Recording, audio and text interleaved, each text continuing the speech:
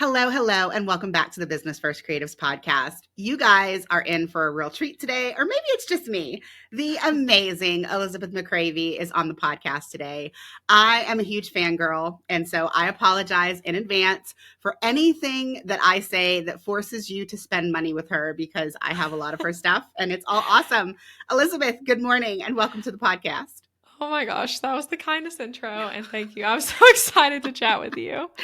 I mean, I think I would be a little bit more nervous if we hadn't just had an episode air together on the Breakthrough Brand podcast earlier this month at the time of recording. So guys, I want you to consider my guest episode on her podcast as like a part one of this conversation. So definitely head over, and it was episode 241. It is one of the best guest episodes that I have ever done. Oh my gosh, I'm so glad you feel that way. Yeah, and I was telling you that it only aired as we're recording this like a few weeks ago, but it's already one of the top episodes of like Woohoo! interviews for the year. It's like people have loved it. So yes, everyone needs to go listen.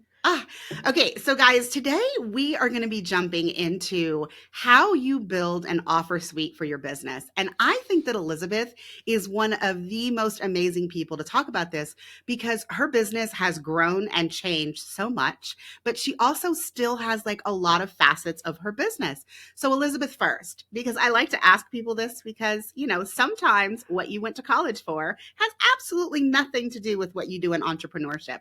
So, what did you major in college? Yeah, so I actually would major in something super relevant to what I do now. So it was called Digital Media Studies, and it was a weird major. I was the last group of people to graduate with it because my college got rid of it actually, which they shouldn't have because it was great. But it was a combo major of marketing, graphic design, and computer science. So I took like equal focuses in each department basically, but then my overarching focus was graphic design. Which makes so much sense as a website designer. Yeah.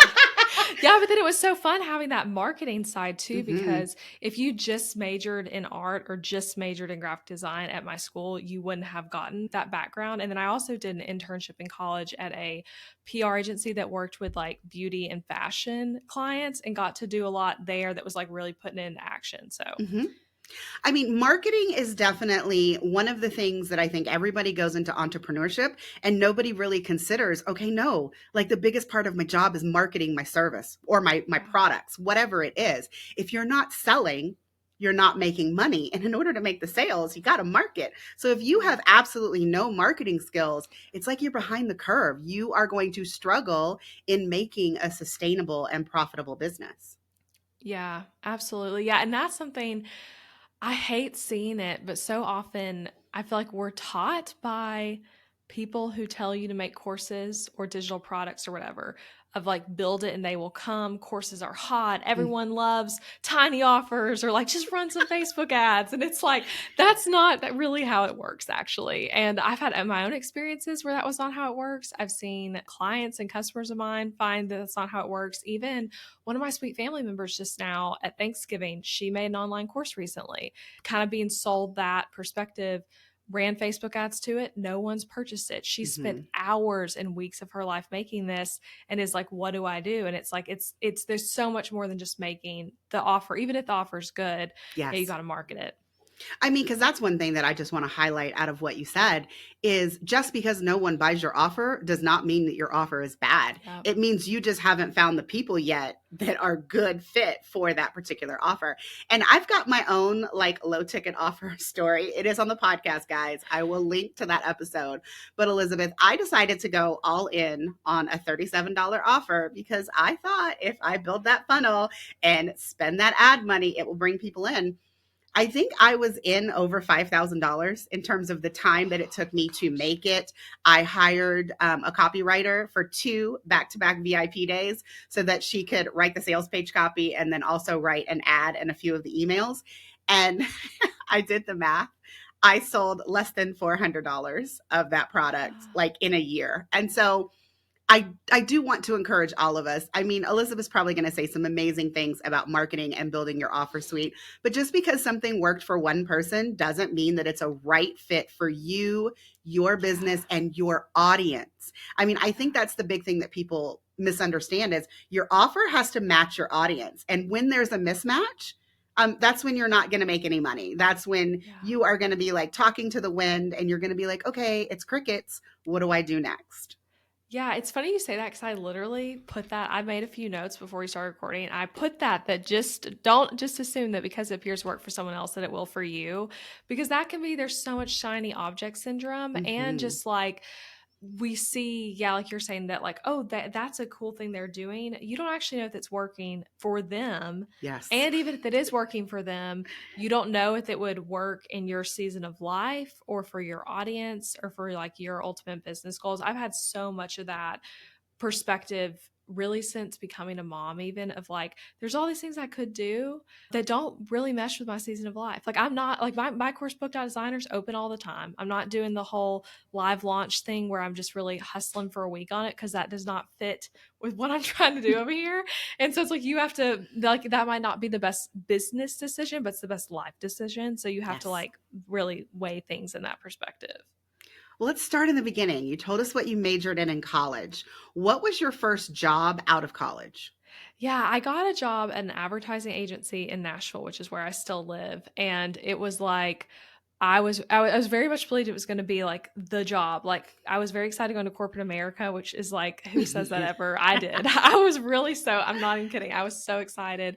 And just saw that I saw it differently than it ended up actually being for me, but I was really excited to like work a 9 to 5 and also knew that at some point I was interested in starting a business, but did not think that you could do that when you're 22 years old. And Hmm. so it was kind of like, well, yeah, I'm going to do this for a while and then we'll see about that later. And I hated my first job, which I think is like the biggest blessing in disguise. Because if I had had a really great corporate job, I think I would have stayed there longer. But basically, I quit after 4 months. So, really quickly. And it was like, it was just really crushing to me. I was also in an interesting season of life because I had just gotten married and just moved to a new city and started this job at the same time. So, Hmm. a lot of life transitions. But I quit that job and kind of at the as I was working the job, I had a lot of freelance clients, and then I really like revved that up when I quit. But I was still trying to find another 9 to 5 when I Hmm. quit. So Well, and I think that that was really beneficial to you probably because you never really knew the comfort of a 9 to 5 job. I mean, it sounds kind of weird to talk about a 9 to 5 being comfortable at this, at this point in the economy. But I know that like the stability that comes from a 9 to 5, knowing where your paycheck is coming from every month, those awesome benefits that, I mean, yeah, you weren't there long enough, but I was in academia for like 10 years before I quit to be a stay at home wife slash mom, and then I finally opened my own business. But the one thing that I will say is that I really miss higher education insurance. I mean, yeah, depending on where you work, it's super cheap and the benefits are really great. Like you and I were talking about my pregnancy before we hit record, but Chloe's pregnancy was well over 300,000 and I paid $1,500 yeah. to have my child. And so, I mean, I do miss that. My husband works, he runs a lab in Denver, and his benefits are just never as good as the ones that we used to have when we were in higher education. But so I feel like you saved yourself. You didn't really know the comfort of having that 9 to 5 before you went out into entrepreneurship. And it's so interesting that you say you were already doing freelance. So, Elizabeth, how did you get your first website design client? Well, gosh, okay. My first actual freelance clients came to me in college, like sophomore year of college, literally from my dorm room kind of situation. Cause I had an internship at a PR agency actually in San Diego Mm-hmm. and I kept working for them. So I was like a team member of theirs. And now they're huge. They actually just got acquired by someone else, but they're a huge like beauty, fitness, lifestyle type PR company. But I got clients through them and I started getting clients of my own. I had my own website. I was under my maiden name at that point, but it was still like thatname.com. Like I think I had that like my maiden name studios.com. But I Mm-hmm. was finding clients that way. And it's so funny. I still remember chatting with my graphic design teacher, being like, what should I charge for this? Like, I don't know. Like, what's the going rate? And I also did back then a ton of print design, which I don't do any now. I kind of hate print design, if I'm being honest, but there was a store in San Diego where I did all the designs for the entire interior of the store, like big prints. And I've Mm-hmm. never seen it in person still, but I was doing work like that was very technical math type Mm-hmm. design. But then when I did move from that internship into the 9 to 5, I was managing a lot of different people's social media accounts. At one point, I thought my business would be a social media Okay. marketing agency. My second business name, I've had 3 business names, final one being Elizabeth McCravy. But the second one was actually Speak Social Agency, which the name, you can even hear that in the name social. Like I was trying to, that was kind of what I thought I'd be doing. So glad I didn't end up doing that because I don't think that's what I was best at or most passionate about. But that was what I was doing at first. And then during that time, I got started doing website design more and branding. And my first web design client was actually a friend from college, like who wasn't a close friend. So we did not have that dynamic of like Okay. super favor type situation. But I did know her from college and she was starting a fashion blog. So did her website. Nice. Now, have you always been an exclusive show it designer, or did you used to design in Squarespace, WordPress, some other kinds of platforms? So I've used all of them, I think. I started so when I was in college I used Squarespace. My first website ever that was under my maiden name was on Squarespace. And then I did WordPress when I started my business for like the first probably like 2 or 3 years of Wow. doing design. Yeah. And I'm such a fan of Show It. And I'm also such a fan of telling people that like you can have a great website on any platform. It's all about what your business needs. So I think that was working great for a lot of those clients, but particularly the people I was attracting, they they needed something where they could be more hands-on and I Hmm. needed something where I could be more creative. And so they were a really good fit for Show It. And when I found Show It, I really felt like my business blew up because I became a better designer Hmm. than I was on WordPress, honestly. So that helped a lot. I mean, it's because WordPress is so limiting. I remember when I Yeah. discovered pro photo templates. I don't know if you're familiar with those. Yeah. They were the ones that first allowed you to put like grids of your work on pages and in blog posts. And I remember it took me so long to switch from Blogger to pro photo because I didn't want to pay for a website. I mean, that sounds so ridiculous coming out of my mouth now. But like, it was the moment that I switched. I was like, oh my God, I should have done this like a year ago. This is so Yeah. ridiculous. And then I only switched from Pro Photo to Show It when I got tired of not being able to put stuff on the page where I wanted it because Pro Photo was still limited by rows and columns. It was very grid in nature. Yeah. And I just hated that, like, from transitioning from one row to the next, there couldn't be any overlap. Whereas in Show It, you can literally put something anywhere that you want on the page, which is why I love that platform. But okay, Elizabeth, let's get back to the topic, which is the offer suite. So we talked about what you did before. You are opening your business. You thought about doing social media, and then you moved into your website design. How long were you doing custom website designs before you had that aha moment of, okay, I think I should start selling templates? Yeah. So let's see.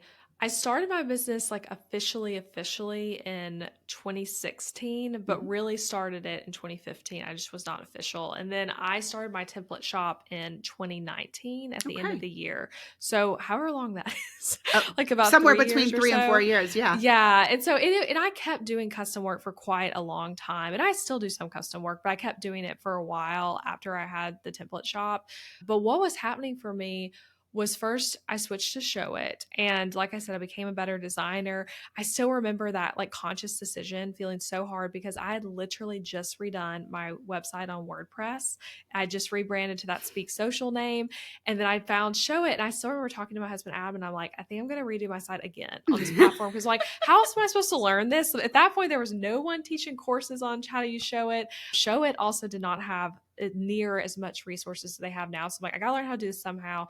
And so I redid again on Show It and then kind of moved forward there. I dropped my prices briefly to accommodate for the fact that, like, hey, you're coming with me on this journey. You're my first client on Show It. Like, I'm learning a lot here. I definitely made plenty of errors in like the logistical side of designing on Show It early on. But I got to a point where I was booking clients at as high of a rate as I wanted to. That has like made sense to me. I think some people get too crazy about charging like insane amounts of money for things just because you can. Like, I don't know. Mhm. That's kind of my perspective. Like this is how much I think this is worth. And I have so many people wanting to work with me, but I don't have time for this many clients. I was kind of overbooking myself frequently on accident. I got a good system going that I kind of teach a book to a designer Yes. after a bit there. But I went through a little season where I'm like, okay, there are just too many clients, too much demand. And so I was having to figure out, okay, do I want to do agency model where I bring in other designers, which I think is a great way to solve that problem, or I can create a product that serves some of these people who don't want to pay this price point, Hmm. and who are like interested in templates, interested in doing it themselves more. And I ended up going that direction mainly because at that point in my business, I thought the idea of having a team was like, no way, that's too scary, too That's so intense. funny to hear you Yeah, say. yeah. Now I'm like very pro team. I have a small team in my business that I literally could not do without. But I was like very independent. Then I had someone helping me on my podcast when I started that, but that was like it generally speaking until I had my template shop. Okay. I mean, all of this is fascinating, and some of this I didn't actually know. But Yeah. so you decided to start offering these templates, and you did say that you did a brief price drop. And I like transparency. So I asked you before if it was okay to ask. Tell me what the first price was that you charged to do a website design. Yeah. So the first person, that friend from college, and it was a WordPress website, it was $900. And I did her branding too. So that actually would have been for both the branding and the Okay. website. Yeah. And then when you finally like decided to put all of your efforts into your template shop, what was the last price that you charged for a custom designed website? Yeah, so the last, and it's kind of tough to say because I did a few that were like around the same price, but around $13,000.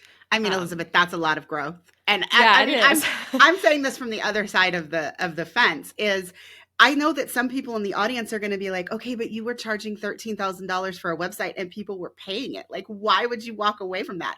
And I know that we've already talked about season of life has a lot to do with it. And so you've said, at that point, you couldn't imagine working with a team. Now you've got this template shop. And I believe the template shop is your highest amount of money that you're currently earning in your business, correct? Yes. Yeah, I mean, and what you just said, such a good point of like why walk away from that. I literally told someone no to a custom project like a few weeks ago, and it like broke my heart because I am like, oh, I'd love to work with her, and I don't know what I would have charged her, but I'm like, that would be such a fun project. And it is like they're so like saying yes to things that are good means saying no to things that are also good in Mhm. business. And something I really feel like I learned last year in my business, I've shared this on my own podcast, but I heard James Clear say this on Ferris's podcast that like as you grow, he said this way better than I'm going to say it, but basically that as you grow in your business, opportunities are often just distractions. So it's like we see something as like, oh, that's an opportunity, but it's actually just a distraction. And there's so much learning and discernment and figuring out what's each thing. And it really is like fascinating because as a new business owner, which I know a lot of people listening are, it's like you are saying yes to like everything, and that might be the right move. But then a few years later, it might be that that's not the right move. Now Mhm. all the yeses are distractions. So it's like just finding that discernment. And so that's kind of what's been for me of like I need to put energy and time into like the things that are selling the best and that bring me the most joy. And my template shop does really well. I mean, I can share this number with you, Coley. I think I'm going to do an episode of my podcast about this, but my template shop has done over 1.3 million in sales in the last like 5 Amazing. years just on templates. That's not like other things. It's not custom work. That's not including the years of my business before I had templates. And so it's like when I saw that number in Thrivecart, I was like, whoa, like that's so crazy. I wish Thrivecart gave little awards like Kajabi does and stuff, but they don't. I mean, or like Um, Buzzsprout does, the if you yeah. host with them, they tell you, every time you've got a certain number of downloads or when you've hit a certain number of listeners. It's amazing. Okay, Yeah. yes. I mean, bravo. I am so happy to hear you say that. But I also feel like I want to take one step back Yeah. because me having opened my own template shop this year, not on website templates, but on Dubsado and Airtable, Yeah. I know that you don't just open a template shop and people run and buy all your templates and you're like, woohoo, I'm making in all this money. So talk a little bit about the growth of your template shop. And you already said that you had a little bit of a buffer where you were still doing Mm-hmm. custom work, but you had introduced the template shop. So at what point did you feel like the template shop was doing well enough to where you could actually cut down on the custom websites that you were designing and kind of go all in on your template sales? Oh, that's a good question. And it's hard to say because it was so gradual for me of like, I think like I started saying no to the majority of projects somewhat quickly, like as in like maybe 6 months after Okay. starting the template shop. But then I was still doing huge overhaul projects that were taking me months and months and were big projects where I'm doing the rebrand of your podcast, your logo, an entire website that's very extensive. Like, so I did both those things. And something too to remember is like when your one-on-one service relates Hmm. to the digital product you've made, that can actually be a huge way to sell the digital product. So some of those people are like top affiliates for my template shop now. Hmm. And I actually can sometimes wish I did more custom work because that is such a great sales pitch for your templates as a designer. And that would be true of like for you too with your shop of like doing the one-on-one can help sell the templates. Yeah, it was more gradual for me though. And when I first started, you're right, it wasn't like crazy sales. I feel like when I first started that month felt really hard. I'll share something with you I don't think I've ever shared before. But when I launched my template shop, I had someone, and I'm not going to say who obviously, but who like accused me of copying them, not my templates even. It was something, it Mm. was so random and it was really mean, honestly. But it was like, it was something on my shop design, like on the design of the shop page. Okay. And she called me out about it on social media. And like it was very like very intense. I had no idea who she was, and but she was like a very big deal. And so anyway, it was just very upsetting. And it was like I had that balance of like, okay, I just launched this thing. I'm so excited. And I felt really good about the sales I made in that launch week. I think it was like 10 sales. But that was like, my templates are $7.97. So I'm like, that's like good Yeah. get some good money right there. And also just like so fun seeing some of those people that like I had hoped would become customers being like, yeah, like I love this template, I'm going to buy it. But then I was weighing that against feeling like, oh, I can't make it with these people. Like the template people are mean. And like, and it was very like, yeah, it was very unsettling and scary. So it was a bit of like, oh, I'm so excited, but also this is really hard. And that's something that's so fascinating about the world of design is like, copying is a real thing that happens, but it's also a thing that I think sometimes people are overly sensitive about Hmm. when there wasn't any copying, but it's like someone else also using Show It had a similar idea. So I'm very gracious in my business when I think someone might have been a little too inspired. I'm not going to say Hmm. anything but especially after I've been through that own experience myself. No, and I completely understand. Of course, I'm doing Dubsado templates and Airtable templates. And when Yeah. it comes to the Airtable, like a lot of us are selling a product that is literally identical in terms of the description and what we says that it does. I mean, there's no Yeah. way to get around that. The most popular template that I'm currently trying to sell is creating your own client hub. And off the top of my head, I can think of 10 other people that sell that exact same template. Now, where we differ is in the views that we have and the different tables and the automations on the back end and like the instructional videos and the support that we offer. So they are different products. But if you lined them up next to each other, oh my gosh, it looks like all of us copied each other. Do you know what I mean? So I do Yeah. feel like people should have grace, like you said. And I'm so sorry that that happened to you because, I mean, and imagine if you had been a new business owner and someone had done that, because I have honestly been on the other end. There was someone years ago, and I'm still angry about it. So hopefully I don't spill too much tea on this podcast, Yeah. but she contacted me to do mentoring. And then when it got time for her to actually pay and secure the date, she backed out, which, okay, no big deal. And then it was a few months later, one of my students at that point, I had an online course where I was teaching photographers how to be me, like how to go into people's houses and do documentary family photography. Someone shared this person's brand new course. And when I went on the About Me, Elizabeth, she had completely copied my About Me. She had Wow. changed James, my husband's name, to her husband's name. And Oh, she had yeah. two children and I have one child. Like, but she left in all of the punctuation, like like, it was really weird. And I was like really angry and didn't really know what to do about it. I didn't confront her, but I was really angry. I mean, and I'm still a little angry. And it's been like Yeah, 10 that years. makes But sense. I mean, that was 100%. You took my page and just like scrolled it, copied it, and put it on yours. But like Yeah. all of us are inspired to create very similar things a lot of the times. And so I do feel like we have to have some grace. You should really only like be upset if someone has actually like fully copied you and you have like proof on the back end that they spent, hours on your Yeah. website clicking on everything. But I mean, I'm so sorry that that happened. And I'm glad that it did not defer you from continuing in your template shop journey because it is your number one seller now. I mean, imagine if you had stopped selling templates. Your business would be Yeah. so different. And that's something, yeah, I want people listening to hear because I know for me, like I had that happen, right? And I've been copied in ginormously ridiculous ways, like what you're talking about, Mhm. where it's just like, oh my God, like how does someone think that you're gonna get away with this? And there have been times where I've had to be like, hey, okay, I've had people literally reselling my templates and courses Ooh. on like as their own. I mean, I've had all kinds of stuff happen now.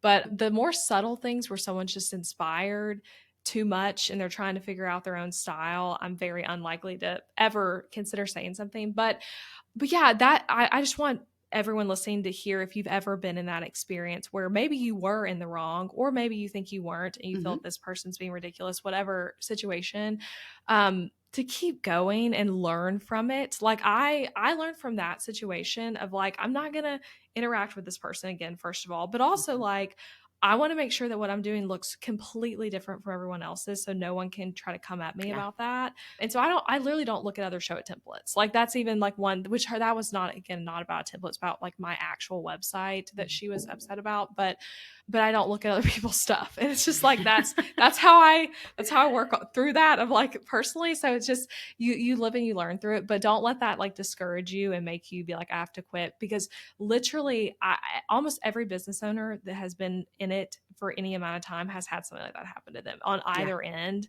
or both. And so it's just like you're not alone in Yeah. that feeling. So we've talked about website design. Now we've talked about your template shop. I mean, but that's not the only things that you do, Elizabeth. So talk to me about your journey to be an educator. And guys, this is when I'm going to hop in and I'm going to say, I find this really fascinating because for this, Elizabeth and I are on complete opposite ends. I think most of you know by now, the very first year that I was a photographer, I created my first course. Like I have done photography education the entire time that I've been a photographer. But Elizabeth started with like her one-to-one service, and now she's got two amazing courses, which I am a student in both. That's why I said you might feel compelled to buy some money at the end of this episode.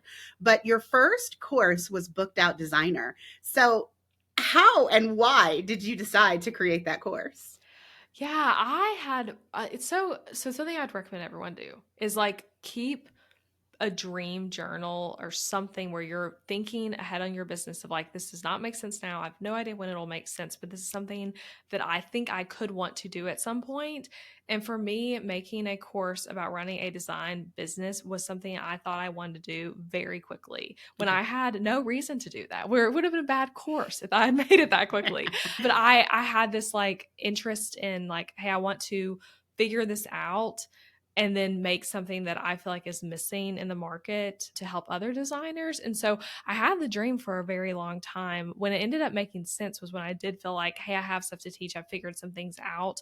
And for me personally, I really love teaching. And that's something I think some entrepreneurs are going to feel really drawn to teaching. I think you do, Coley, having a I do. podcast. A lot of people who are drawn to podcasting like are also drawn to teaching. And a lot of people are not drawn to teaching. And you might feel like you can do it yourself, but you don't know how to teach someone else how to do it. My mom she's still a teacher now, actually, but she was a long time teacher in the public school system. My dad was an entrepreneur. I feel like I'm really like pulling from both of Nice. them in that. Yeah. Like I'm like, oh yeah, I've like learned, and my mom was a great teacher and still is, but like her students always loved her. And I think she has a good knack for like making concepts simpler. And I think I also have that. And but I'm also just drawn to it. Like I'm someone who when I figure something out, I'm not like, oh cool, like I'm not gonna tell anyone this. I'm more like, let me like figure out how to like translate this into something that someone else can also use it that really works. So that was how I got the interest in Booked Out Designer in making it. And I actually, funny enough, for about it was like an over a year and a half before I actually launched it, but I started a wait list for the course, Mhm. started talking about it on my own podcast, and then put it off because I was not interested in doing a beta launch where you sell it before it's Mhm. created. I just was not interested in that at all. I was like, that's not how I want to do it. I want to make the whole course and then sell it. But it was such a huge course. I mean, it's over 90 lessons. So like it's like that would have been a lot to do and then not know if people will People are really going to buy buy it. it. Mhm. Yeah. So I basically, because of that being like my perspective, I set on the idea for like a year and a half. and then got the motivation of like, okay, I'm going to do a beta launch. I started to see beta launching a bit differently. And then I did a beta launch where it sold out the amount of spots. It was 30 spots, but I ended up doing 40 people because it sold out so quickly in like an hour and a half. And Yes. it was like just boom. And like, okay, people do want this. This is exciting. And then I had like the motivation and the students to ask questions to while I made the course, which I think made it ultimately so much better. And so now in my second course, I've done that again of like a beta launch, Mm-hmm. like launch of it. And I want to give you guys some perspectives on numbers because Elizabeth just said that she wasn't really into beta launching. And I think that beta launching gets a really bad name because everybody assumes that it has to be cheap. So I want to be here to tell you nothing that Elizabeth does is cheap, but her beta launch was actually $997. So Wow. just under $1,000 for Booked Out Designer. And that course currently sells for, is it $1497 or $1750? 1797. Okay, Yeah. 1797. But that's 3 years in. We're almost Yeah. at your 3 year Yeah. anniversary. So, I mean, she did gradually increase the course, but I mean, 997, like almost $1,000 for a beta course is actually a lot of money. And I happily paid it. I mean, she said she sold out in an hour and a half, guys. I don't know what number I was, but I'm sure I was in the first 5 people You that bought. were. You I really was. were. And I I bought remember her that. course as a non designer. So, the one thing that I want to say, and it's so fascinating to me, because I think that it goes to the power of using your podcast to sell your products, which is the next thing we're going to talk about, but also just the power of your marketing in general. Because even though I am definitely not your target market, or at least I wasn't when you were originally offering up the course, I was like, no, I love everything that Elizabeth does. Even as a non designer, I am sure that I am going to learn something about running my Dubsado setup business from Elizabeth when she's talking about making website designs. I was like, there's got to be something in there that I learn. But so, website design to the template shop, those were the same customers. But technically, your course was not the same audience. I mean, I'm sure that there is perhaps some kind of overlap, but when you're trying to sell a course to tell people how to run and create the business that you're currently running, I mean, those are definitely not the same people. So you mentioned the wait list. How did you build an audience of the first, like, your audience is thousands, but like, how did you build an audience to where when you opened the doors in an hour and a half, 30 plus people said absolutely and sold out your beta course? Like, what was the process that you used in order to get that accomplishment?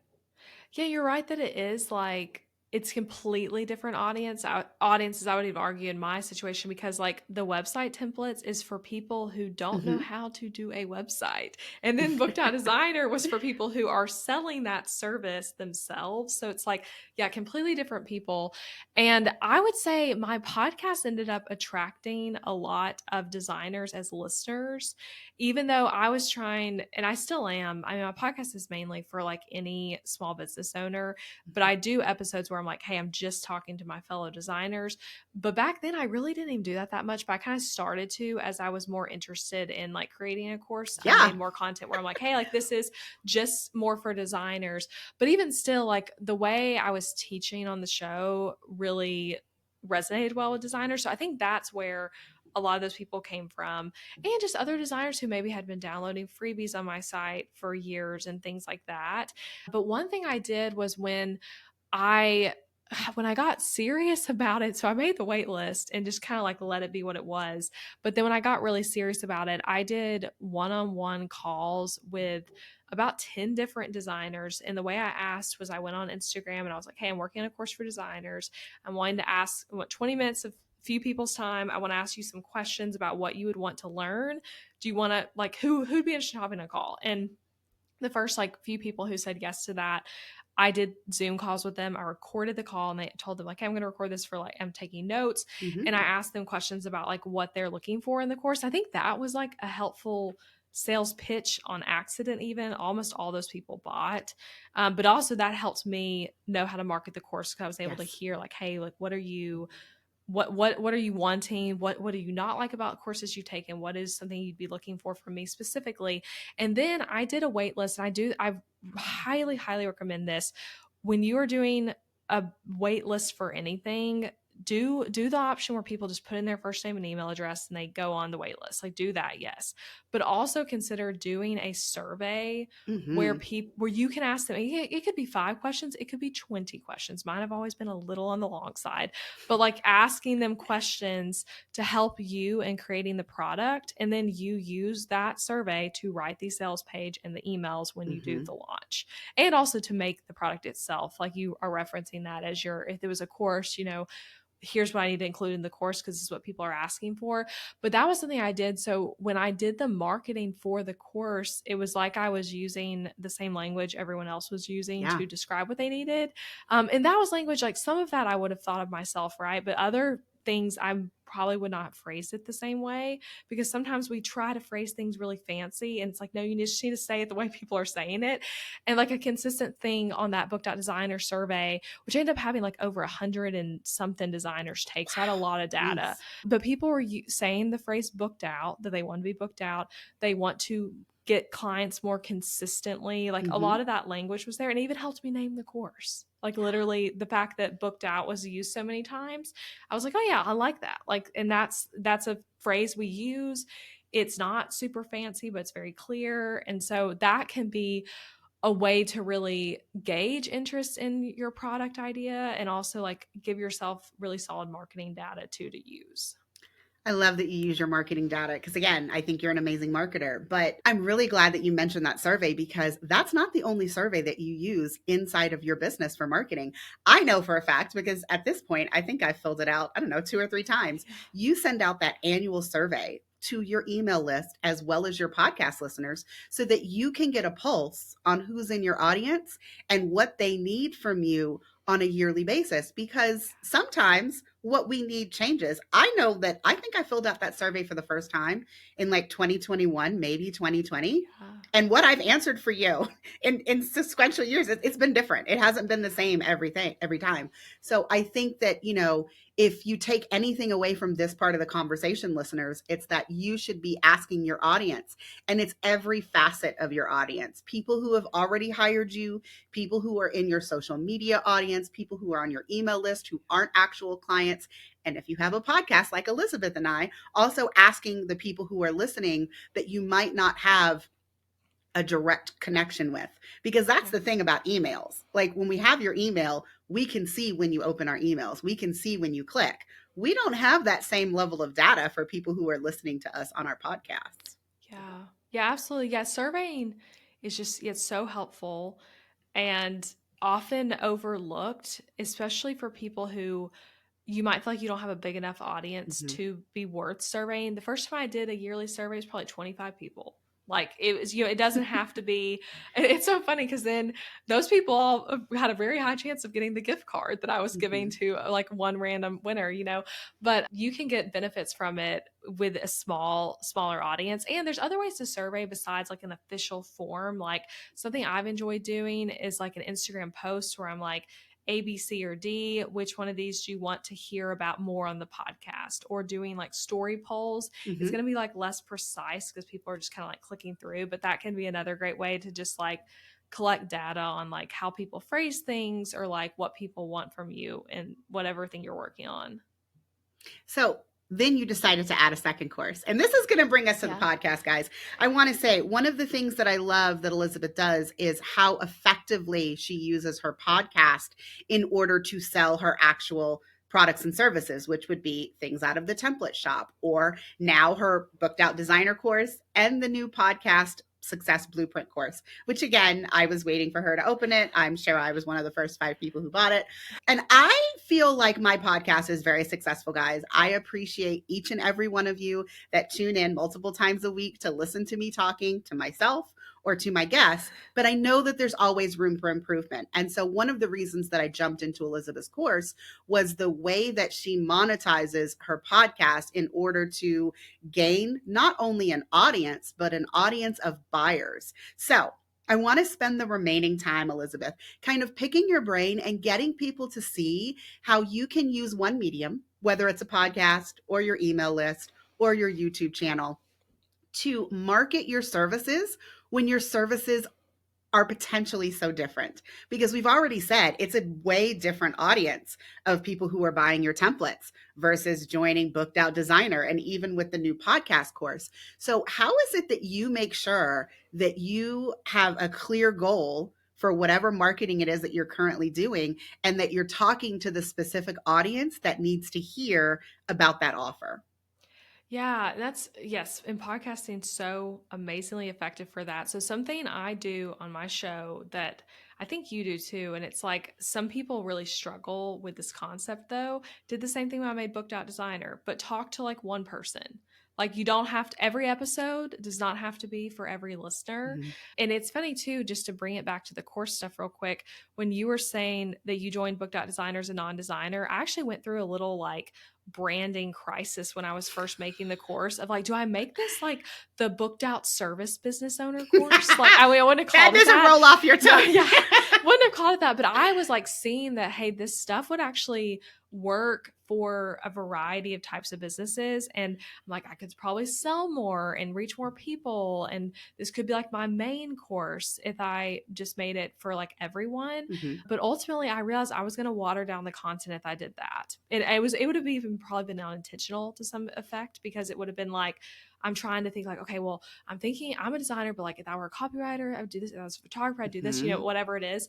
And so it was better for me to in the in product, and even Yes. for people who bought it who are not designers, that I just got really specific. But I think we have to do that on our podcast too. So one thing I do is like whenever I have a launch date figured out, which I'm not someone who does a really amazing launch calendar a year in advance. Be cool if I was, but I'm not. So I'm more like a few months out, and then the date might change, and I'm looking at like what's happening in the world, what's happening in my life, when the last time I did a sale was, and all that kind of thing, to figure out like, okay, when's this promotion, this launch, this sale, whatever it is going to be. And then I try to well, I do one episode a week, but I try to work my content Mm-hmm. leading up to that launch or sale to be talking to the person that would potentially buy that item, and it would be a good fit for them. So like for example, with Podcast Success Blueprint, which I launched like 2 months ago at the time we're recording this, and I did a beta launch. I ended up with 61 people joining, which is awesome. I actually didn't limit the number, which is so funny to do it that way. I was just like, you know what? I don't really want to limit the number, so I'm not going to. But I was limiting the time on it. But leading up to that, I did like 3 weeks straight. It was all Yes. episodes about podcasting. And I knew that there are plenty of people who listen to my podcast who don't want to learn about podcasting, and they might not enjoy those episodes. They might listen because they're curious, or they might skip them. But once I'm done with this launch, I'm going to go back to some episodes that like is going to appeal to them. I'll do an episode that's just talking to designers. I'll do an episode that's talking to moms. I'll do an episode that's talking more lifestyle, more productivity based, like what faith Mm-hmm. based. Like I do so many different topics, and I just try to balance it all. But also looking at the launch calendar, I think is really helpful. And something I do too that like I think is very helpful is like before, so like let's talk about that runway for the podcast course. Mm-hmm. Let's say it was 3 weeks of episodes. Before those 3 weeks start, I might do an episode right before that I think like everyone's going to be obsessed with. And it's Yeah. like just to like get like, hey, if you haven't been listening for a while, come back over here. Y'all are all going to love this, and then we're going to go into this. So just thinking about your content that way. And it's cool because if you really work from like a system, I use ClickUp for my podcast for managing it. You can actually get in my course the templates for ClickUp or Notion to like manage the podcast, but I have a calendar view. Each episode has a task list, and I can literally be looking at like, okay, here's the month of February. Like what I want to rearrange these to go with this Mm-hmm. launch, and you just rearrange them and you can like see it really clearly, which I think is helpful versus it just being like, oh, it's episode 12. Like where do I put episode 12? Like seeing it on a calendar. Yeah. I think the one thing that, and I imagine that you do this, and so if you don't, please correct me, because in my mind, this is what you do, and it's what I'm trying to get better at. When I am thinking of creating the podcast episodes, and guys, I just want to take a brief break right now and tell those of you that don't have a podcast and are not interested in a podcast, please listen to what I'm saying and apply it to whatever your main marketing channel is. Yeah. So if you are an Instagram person or you do email marketing, please think about what I'm saying and just apply it to that instead of a podcast. But when I sit down to make my content, we all have different segments of our audience. Like I talk to photographers, I talk to very entrepreneurs like in the very beginning stages. I also talk to very advanced entrepreneurs like you and I think about what the episode is and who I am actually trying to talk to. Like you said, I don't have to talk to everyone in every single episode. And I think one of the things that I do, if I'm ever creating an episode that's specifically for photographers, they are a big portion of my audience, but they're not the only ones in the audience. I might just warn people, hey guys, this episode is for the photographers in my audience. If you are not a photographer, in a couple of episodes, I've just said, hey, you might want to turn this off because none of this applies to you. Like just point blank, come back next week. I'll have something for you. Yeah. But if it's something that I think that they would still benefit from, even though I'm giving examples of photography and those things, I will say, listen, I know I'm going to say photography a bunch of times, but this will apply to you. So please don't tune it out. I feel like if all of us looked at our content calendar and we tried to imagine who that piece of content is for, it will help us market whatever the point of that piece of content is more effectively. Because like you said, you have episodes about your faith and about being a mom. And I mean, there are some episodes that I love of yours, but there are others where you say, and I'm like, that's not for me. I'll come back next week. Yeah. But so do you do that? Like inside of your content calendar, are you actually identifying like the target audience for that piece of content? Or is that just something that I imagine that you're Yeah, doing? no, I'm definitely doing the way you're describing. And it's like, especially for solo episodes, which I do a ton of solo episodes, I might not like be writing out in my outline, this is who it's for, but I'm knowing that. And what you just Mhm. said of saying, like I regularly when I do an episode that's just for designers, and I'm putting it in the title too, typically because I'm trying to like really talk to that audience. But I'll often say in the audio, like, hey, if you run another type of service business, but you are really wanting to like create better systems, this episode's also going to help you just apply it to your own business. Like, or I'll do back in how I said I'll do the whole like appeal to a lot of people and then go more niche. I've done episodes before where I maybe thought at first I'm going to make this 3 tips for designers. And then I end up realizing I'd actually rather make this broader. So you can Mhm. go both ways, but really trying to get specific, I think is helpful because then people are going to like get so much out of it more so than if you're like trying to be too generalized. And that's the cool thing about long form content. Like I'm at, like we were just saying, your episode's number 241 of my show. Like I've done so many podcast episodes, and this is a library of like your work. It's Mhm. not like a one time thing that's just going to get listened to once. These are going to keep ranking on Google and the podcast apps, and people keep finding them. And so like you said, like, hey, come back next week, this isn't for you. People also can go back to your old episodes. You can recast Yes. episodes. That's something I'm trying to get better about, is like when I'm feeling like on a week, like actually coming up at the time we're recording this for December, I'm going to recast some episodes because it's like my podcast is going to air on like Christmas, and I'm like, I'm not Mhm. really, I'm not going to create some new episode on this day. Okay. But I'm going back to, I think I'm literally recasting episode 12, which is like Okay. insanely old. But it's like, I know it's really good content, and like people are not necessarily going to like go all the way back to listen to that. So just know that though, with whatever type of content you're creating, especially if it's like long form content on blogging, YouTube, podcasts, like you're creating a library of work that you can keep utilizing in other ways. Yes. And you know, the one thing that I feel compelled to say now, because I know that you're a big fan of CTAs. And as you're creating your library of work, guys, don't be afraid to go back and edit the CTA. I think that that is Yeah. one of the best lessons that I have learned about creating content and like using it going forward. As a photographer, what I would do is go back into old blog posts and like update, this is the kind of session. If you want more information, click here. Like what I was selling 9 years ago in my photography business is not the same as what I'm selling now. So making it a habit of your pieces of content that are most popular. So, for a podcast episode, it's getting the most downloads. For a YouTube video, it's getting the most watches. For blog posts, it's getting the most traffic. Don't be afraid to go back to those pieces of content and like slightly update them to make them currently relevant for what your offer suite looks like now versus what your offer suite looked like when you first created that piece of content. Also, referring people back to that library. You don't have to take the chance that someone is going to find this episode, like episode 12, like you said. If I'm having an episode with you right now and it's relevant to a previous episode, you better believe I'm going to put that in the show Yeah. notes, or I'm going to mention that on Instagram, or in this same week, I might pull, like, because when I was on your podcast, we talked a lot about my content creation for Yeah. social media from the podcast post.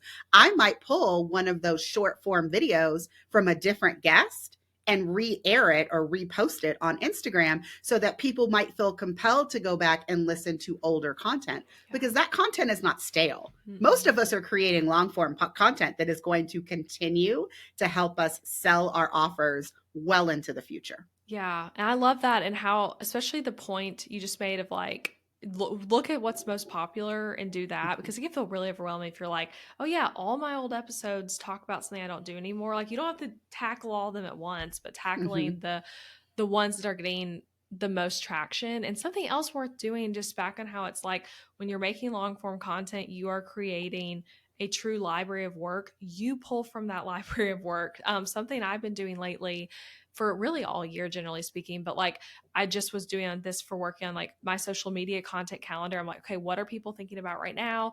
What kind of content would do well?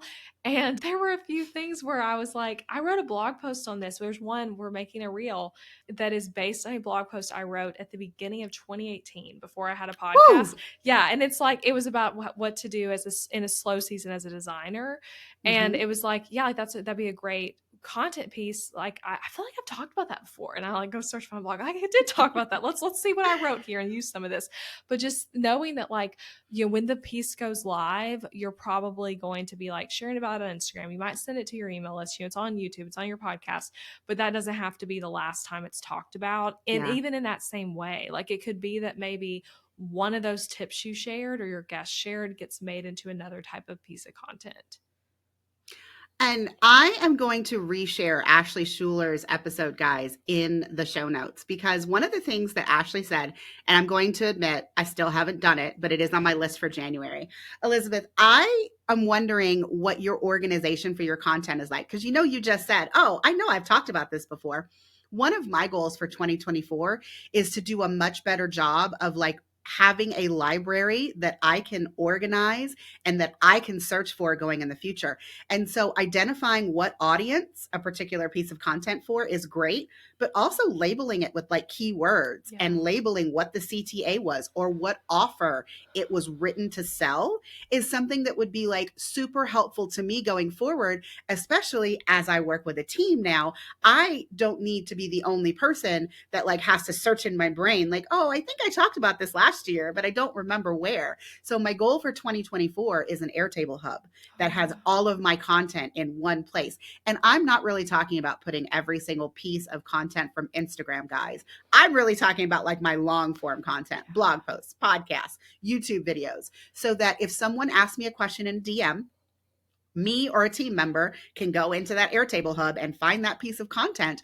Or if I'm trying to, like, let's say, make a new campaign to sell an existing offer or even sell a new offer, I can go back into my content library and figure out which pieces of content I can recycle or reuse for this new offer sales pitch launch that I'm trying to work on.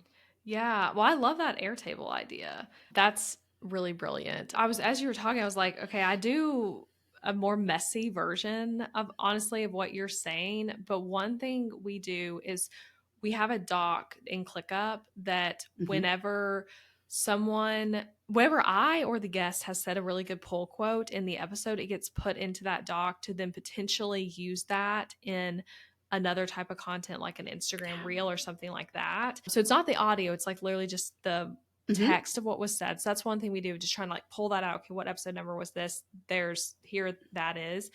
And then I'm also tracking for which I mostly am just doing podcasting now. So like blogs are whenever we do that, it's like a very like, okay, we're trying to rank for this thing and it's really long and that's what it's for. But my every single podcast episode is a standalone blog post. So those also are like doing that same work. But we, on the like task list for the episode, which gets saved to like the published episodes, it's still on the calendar. I put in what the ad was, if there was one, and then what it was Yes. about. Yeah, because that's like you easily forget. And especially if it's like in the middle of the ad, if it's in the middle of the episode that's baked in and things like that, you're not going to find it as easily. And then we also can easily click over and see like what the show notes were and things like that right there. So if we did need to update something, that's an easy way to find it. And something else I do that literally benefited me, like right before we started recording, is I have a shared iPhoto folder with my podcast Yes. manager. You said Yeah. this. And it's so handy, but we make graphics for every episode, and usually quite a few that go on Pinterest, they go on Instagram. There's also videos if it was an interview or if I recorded myself on video as a solo episode, and they all get put in the order that the episode airs into the shared folder. But this morning I was wanting to promote an older episode that was like 40 episodes ago, so like not that recent, and it took me legitimately 5 minutes to do the whole thing, but I just was like, oh yeah, it'd be good to promote that today. Scrolled through, found, okay, I know that was around this episode number, so probably around this date, find it, save the image, and then I was able to upload it on Instagram and talk about it. So that could have been so much work if I was like, I don't know what episode it is. Let me go to Google Drive. Let me go airdrop it to myself. It's just on my phone. So keeping something like that can be really helpful too. Amazing. So, guys, I want to summarize because I feel like Elizabeth and I have talked about so much stuff in this episode. I'm like, how are you guys gonna like think about all this stuff? So, at the core, guys, what I wanted to talk to Elizabeth about is her offer suite and how she markets to different people in her audience at once. And so, I think what you guys have heard us saying after this episode is identifying who you're talking to for each offer is super important. Organizing all of the content that you have related to your different offers and your different audience.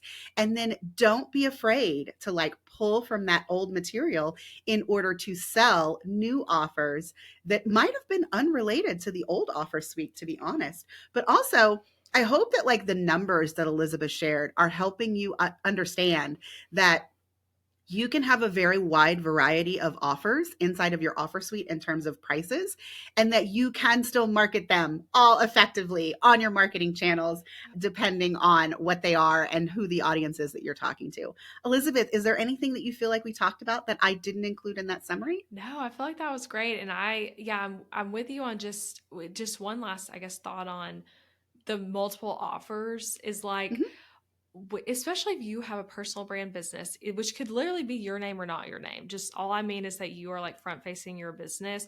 You can build a brand in such a way that people are following and buying from you regardless of what it is, which leaves more Yes. space for you to talk about a variety of interest and have a variety of products for a variety of people, and it still resonate because someone's going to fit into the different categories. And Yes. you can do that at really big scales or at smaller scales. And I've known for years that I was interested in doing that because I want to be an entrepreneur very long term, and I know that 40 years from now I'm not going to be selling show it templates probably. I mean, like, will robots be making our websites? Like, I don't know, but I'm like, I don't know what my business is going to hold, and so it's like building the brand around like your content and things like that can be really effective as you change your offers over time. And as your season of life Yeah. changes. That too. I think you and I are both firm believers that I fit my business into my life. I do not fit my life into my business. Yes. And so I feel like the most successful entrepreneurs have that same kind of spirit, in that it's okay if what made me, because I will definitely say that what made me six figures last year is definitely not what I was focused on this year, because my time and my capacity changed drastically related to my personal life. And so I had to take that into account, which is why I finally launched the template shop and did those kinds of things. So, guys, when you have a voice inside that's telling you maybe it's time to try something new, maybe it's time to make a change, like don't squash it. Figure out how you can help it grow. Yes. Love that. Elizabeth, if people want to hear more about you and all of the amazing offers, don't you worry, guys. I'm going to have all these links in the show notes. But where can they find you on the internet? Yeah, well, thank you so much. I mean, this has been so fun. I loved all the questions you've asked. I'm ElizabethMcCravy.com. at Elizabeth McCravy on Instagram. The podcast is called the Breakthrough Brand Podcast, and y'all should definitely go listen to Coley's episode and the other ones. I mean, there's something there for you probably as a small business owner, that you can find something in those 200 something episodes and scroll back as far as you want to go and download things. And if you are a designer or someone who wants to learn service business stuff, Book.Designer would be a really great fit. And then if you have a podcast already or are like interested in starting one, Podcast Success Blueprint is really for both. I struggled with back in how course branding and like what to do can be tough. I was like, is this 2 courses or one? And I ended up being like, I'm going to do it all in one and really divide it up to where like, if you have already had your podcast while, you're going to skip these 2 modules, and I'm going to end up making roadmaps for it where it's like, hey, here's what to do for these different goals. But it's very extensive on like making money from your podcast, doing interviews well, solo episodes well, organizing things so it doesn't take over your life and all that kind of stuff too. Yeah, guys. So if you see an increase in solo episodes or in the quality of my solo episodes, you are going to be able to completely attribute that to Elizabeth and her course. I know. I heard you say in your podcast the other day that you hate solo episodes, and I'm I like, hate no, them. you do such a great job though. You need to solo I episodes are know, fun. but I feel like, I mean, I've watched the module. I need to Yeah. go watch it again. But like I think that my problem is that I am like allergic to planning solo episodes. I feel like every time I write an outline or I try to go from like a script, it does not sound like me. And so when I record it, I feel like I have to scrap it because I can't listen to it. Like I know that I am reading from something and it just doesn't sound natural. Oh, yeah. But I think, practice makes perfect, Elizabeth. I'm going to get there, and I'm going to Yeah. get there based on your course and your awesome material. So Wow. it's going to be all good. Yes, I love that. All right, guys, that's it for this episode. See you next time. Thank you.